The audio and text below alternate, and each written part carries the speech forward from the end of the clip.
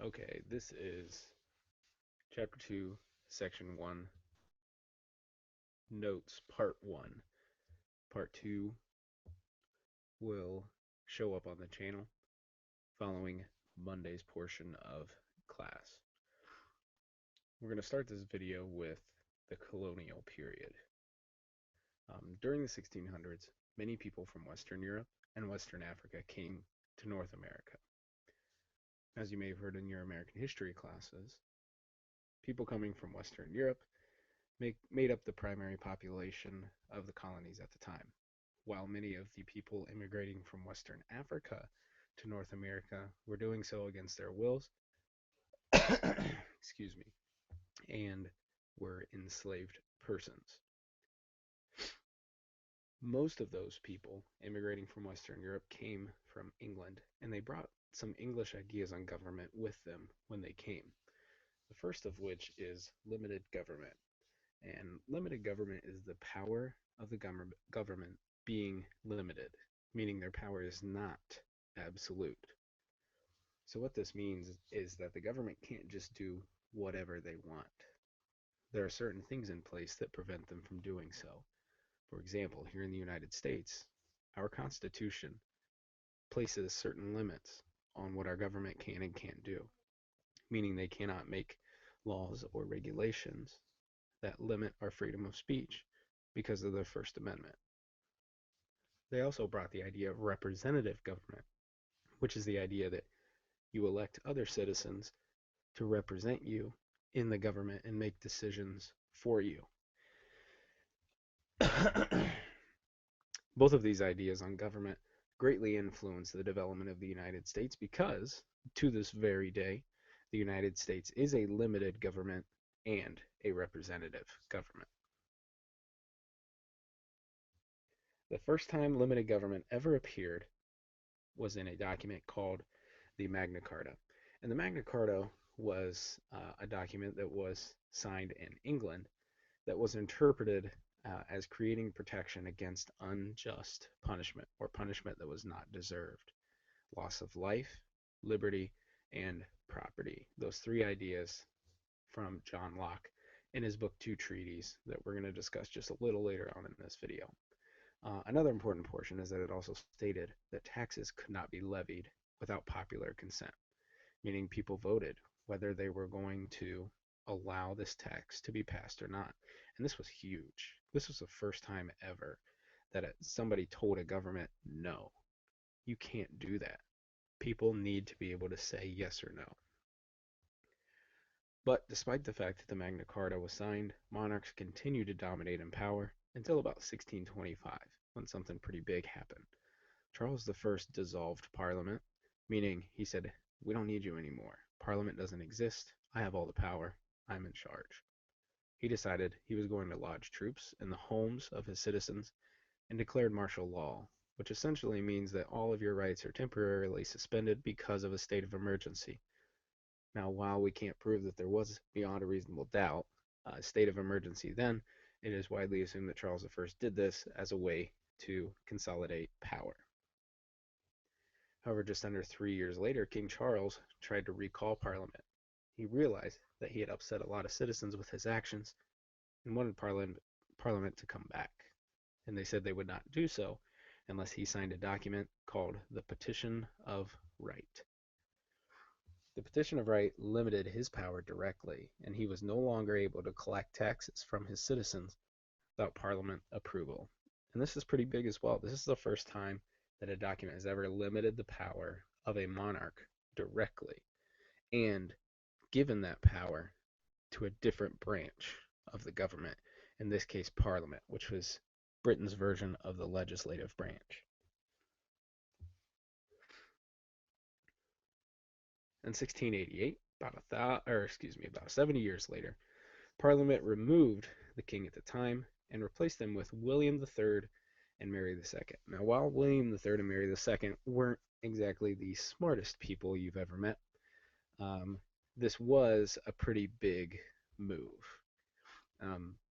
This transfer of power, the removal of the king and placing William III and Mary II on the throne, became known as the Glorious Revolution. Now you're probably saying, how is that glorious? It sounds absolutely and insanely boring. You're right.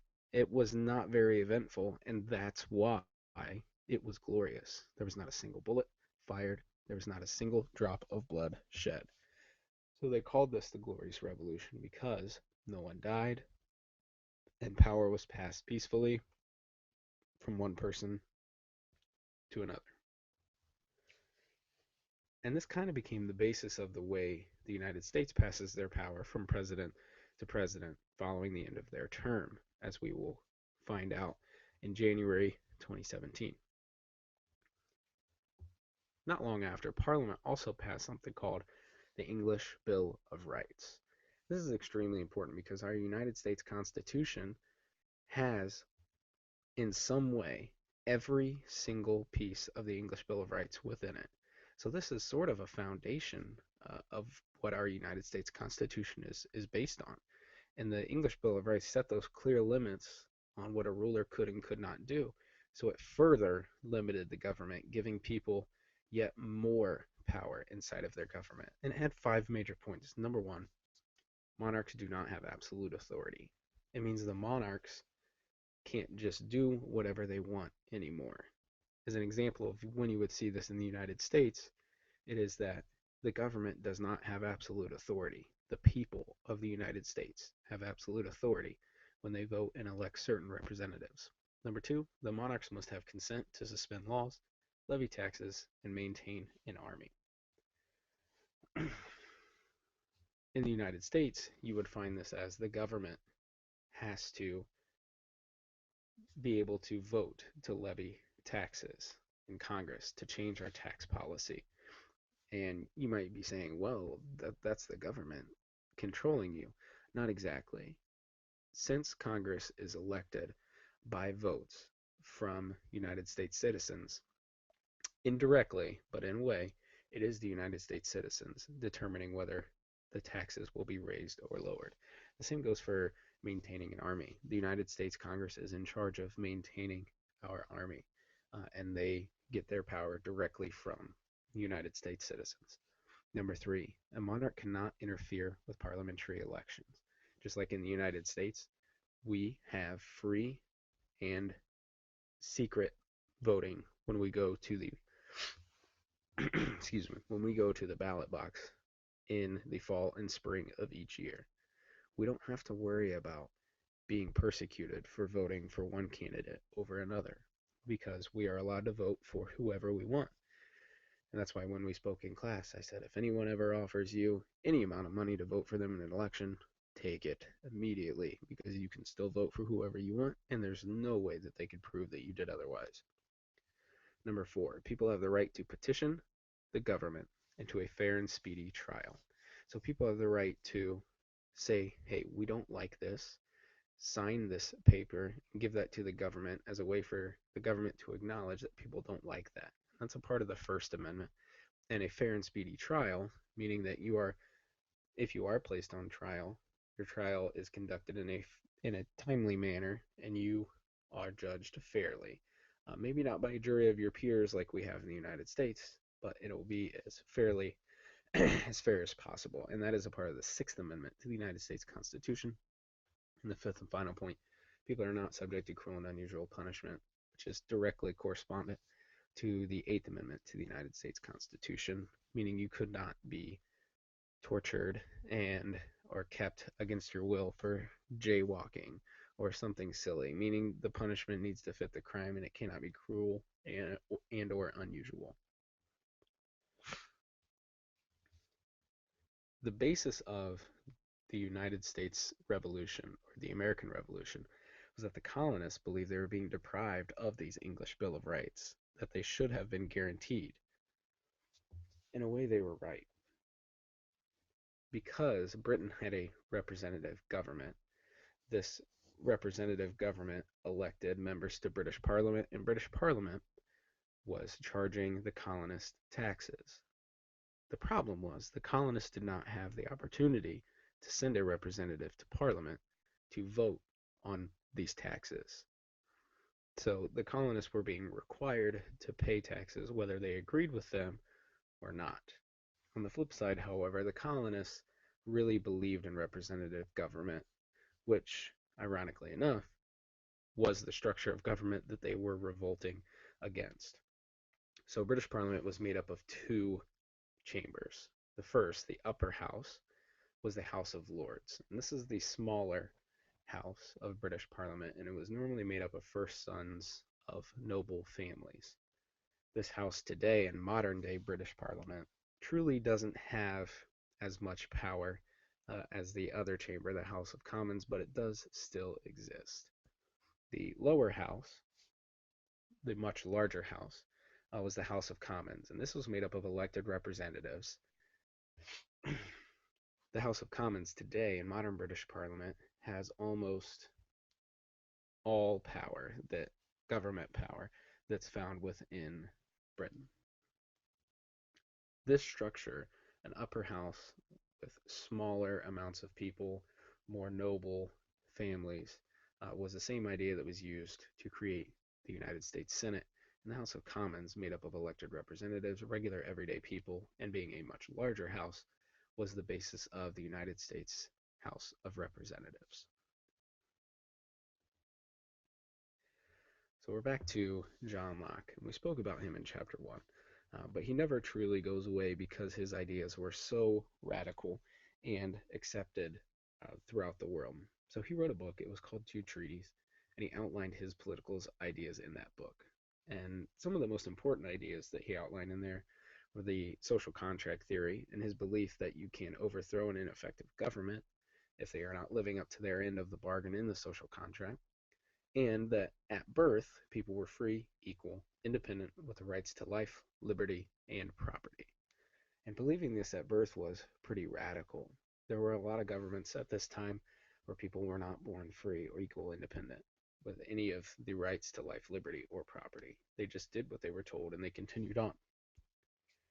So this caught on a lot of different places. The United States used John Locke's ideas of freedom and equality in the Declaration of Independence and in the drafting of the United States Constitution. And these ideas were also the basis of the French Revolution.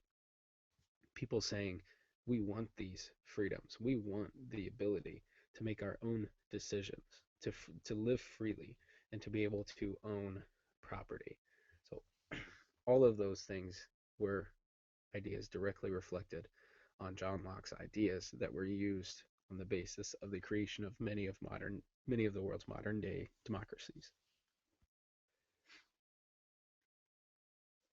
And the last slide we're going to get to in this video, talk about government in the United States colonies. So the 13 colonies were founded between 1607 and 1733 by the English. And in these colonies, democracy grew pretty rapidly. People knew what democracy was. They'd heard of John Locke's ideas and two treaties and wanted to institute it, but they did not allow women or enslaved persons to vote.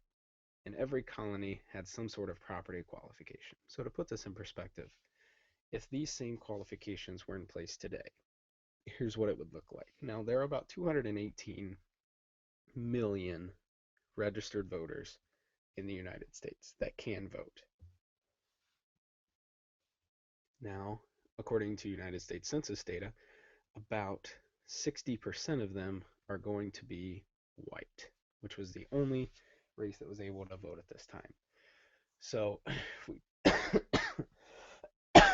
excuse me, let's bump that number up from 218 million to about 220 million, just for math purposes.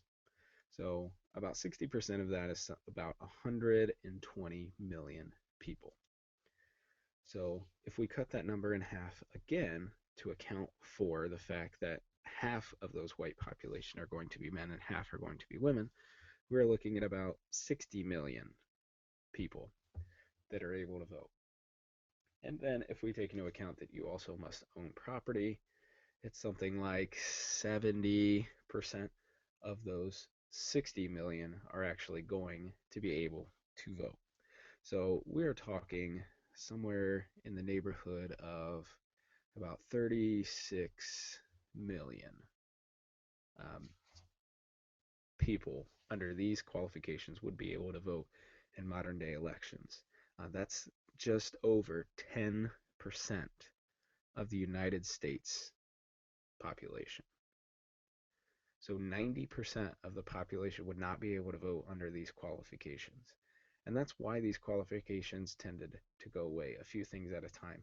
First, the property qualification, then allowing enslaved persons to vote, and then women gaining their right to vote in 1920 with the passage of the 19th Amendment. These last two things, or at least the third thing here, is pretty surprising to most students, is that 9 colonies had an official church. So if you were a member of that colony, you lived in that colony, you had an official church, which your colony practiced. And the most surprising part about this is that those states were pretty intolerant of allowing you to practice any other religion. They said if you don't practice the official religion of this colony, you can get out and you can go somewhere else. And I know that's kind of contradictory to what some people believe about the United States being for religious freedom. And while that's true, people did come from England and Europe for religious freedom. They could only go to certain places to practice that freedom because it was only allowed in certain places.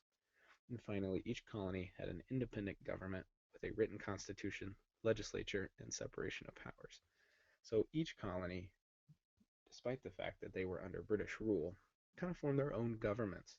And in those governments, they had written constitutions, much like the Magna Carta, uh, or on the basis of the Magna Carta and the Petition of Right, all those documents that we talked about, the English Bill of Rights. And some of them would be used in drafting the United States Constitution. And they also had a legislature who was in charge of making their laws and writing their laws, and separation of powers, where they did not want one branch of government to have more power over another. So that's it. That's all we're going to get through in this video. And in part 2, we will finish the notes and we will get you out of here. Thanks for watching.